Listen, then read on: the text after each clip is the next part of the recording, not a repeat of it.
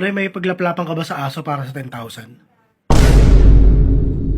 Puta, ina mo. Ano? Tol, 10,000 yun. Ang dami mo mabibili sa 10,000. Di ba? Di mo inisip yun? Ayop ka. Kahit gawin mo pang 20,000 yan o 50,000, puta, pasa ko dyan. Psst. Ang arte mo na, bakit sa palagay mo yung aso ba gusto ko laplapin?